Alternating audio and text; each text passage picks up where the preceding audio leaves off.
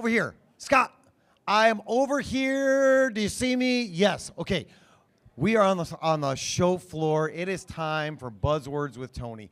This has been a great week to talk about these kinds of things. We talked about sustainability. What does that mean? Everybody has different thoughts. We talked about tariffs with Lori Harbour, and what does that mean? Everybody has different thoughts.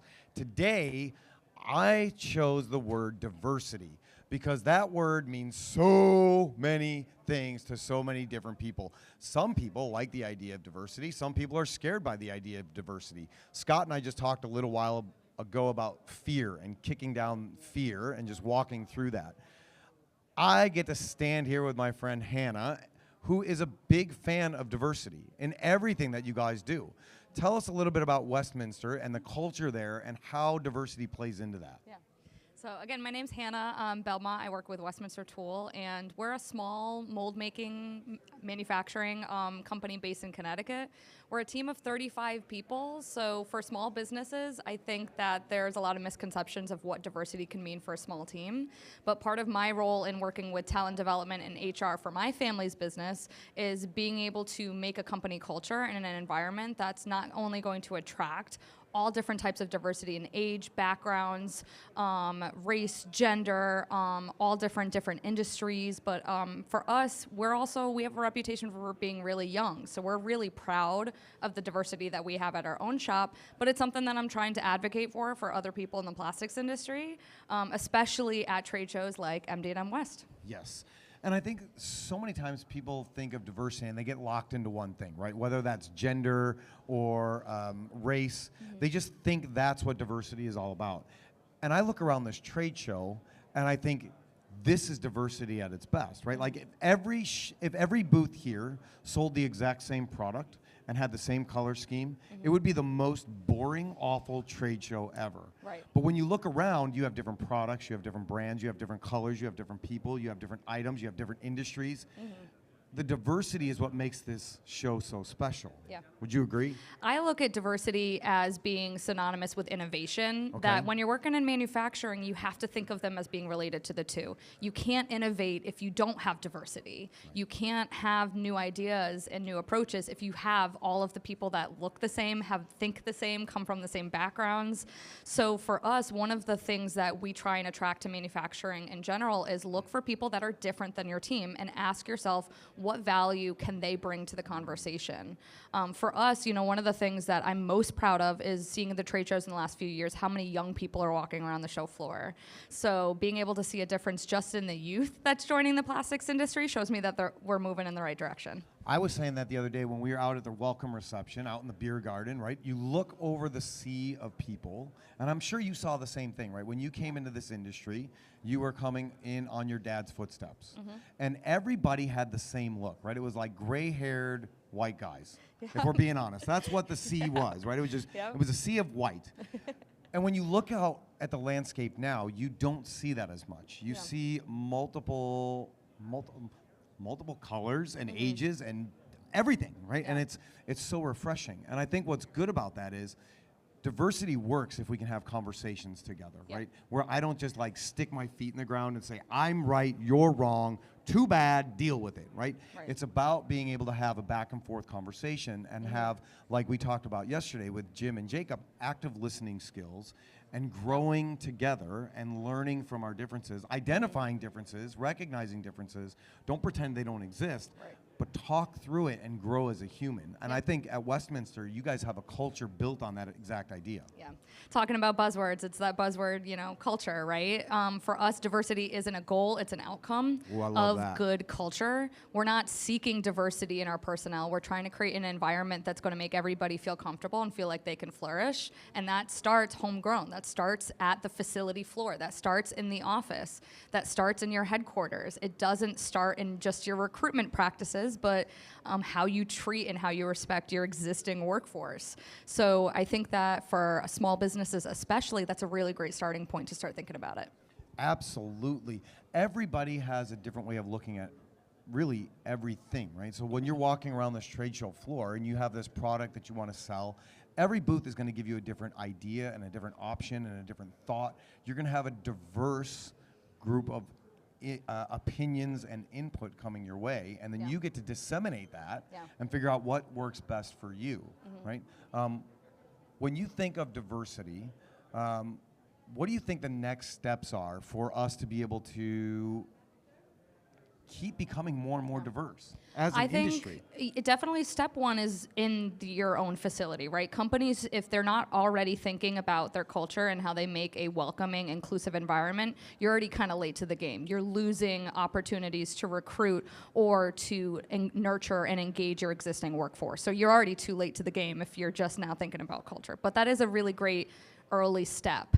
The next step really is collaboration. So one of my favorite things to do, and I love when other companies do this too, send your workforce to the trade shows, send them to the conferences, send them on the road, send them to other facilities. I think the collaboration in the industry and getting exposure to what plastics industry organizations look like all over the country is also a great way to see what's possible for diversity. Absolutely, because all the companies come together. Again, like we talked about, right? It's not just the Westminster Tool show. It's not just the Alliance show. It's all the companies coming together and sharing their knowledge and their resources for a common goal, which is to grow the industry, to build American manufacturing, to bring American mold building back, to continue to grow and flourish in ways that we haven't for a long time. But it comes from that ability to listen to other people. Like, I know you guys, curiosity is a huge part of what you do. Yeah. And I think curiosity is a huge part of accepting and embracing diversity. And another part for us, not just like internally in our own workforce, but we're also constantly trying to recruit in our local community. So for small business, small or large, one of the best sources to get that innovative perspective onto your shop floor is to change your recruitment and your engagement practices in your local community.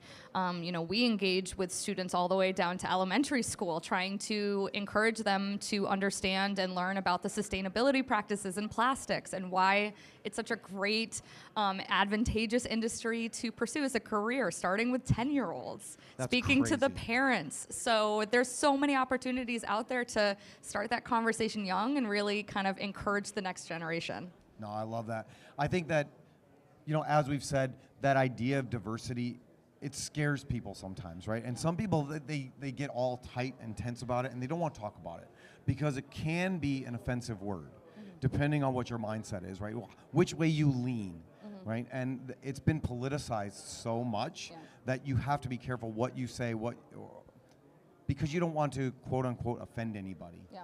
But I think if you just actually look at the word and what it means, it just means like a difference. Yeah. It means different, right? And I think that taking the political side out, I don't need to tell everybody about the benefits of diversity. There's plenty of studies out there that show how this is beneficial to manufacturing from that innovation standpoint. But when you're trying to think of what benefits of diversity bring to your organization, you do have to think about who you are as a company and what it means for you.